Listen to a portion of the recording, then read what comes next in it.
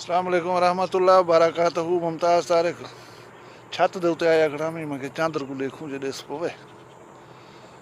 शायद थोड़ा जा अंधेरे दे बाद कोई इम्कान होया था, लेकिन मैं चांदर देख ही ना काए मनने जे तई मौलवी ना देखें तो ना मनन उन्हें आखने ईद थी होनी है।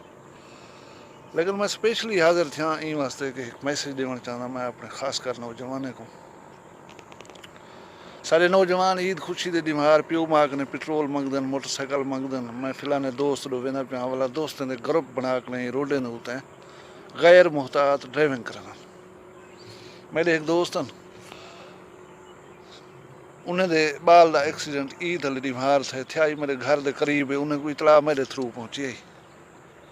वो बाल जहाँ पर न थी सकिया, नौजवान बाल हा। मैं हूँ फैमिली को जानना कितने साल थी गन। ईद हले दिमार वो कपड़े का नहीं पहने, वो ईद सेलिब्रेट का नहीं कर सकते, क्योंकि आम बीमारियों दे विच जरा नुकसान थी वे या चोट लगे वो बंदा भुला खड़दे। लेकिन कहीं खास त्यौहार कहीं खास मौके दे उत्ते कोई दुख पहुंचे वो ज़्यादा तकलीफ दे होंदे।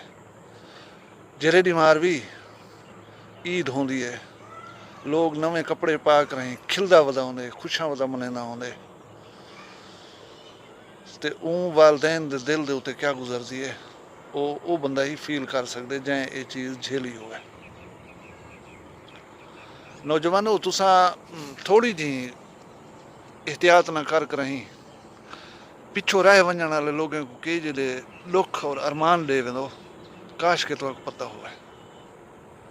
ईद दे उत्ते निकलने दोस्तों नाल सैर सियाहत करनी है, टूर फिर करने, तो प्लीज़ मुहतात रहना है, बहुत ख्याल करना है।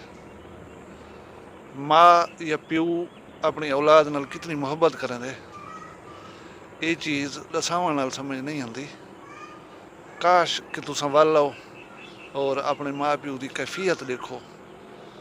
मैं दुनिया का कोई बेटा कोई नौजवान ऐसी हमाकत ना करे सी।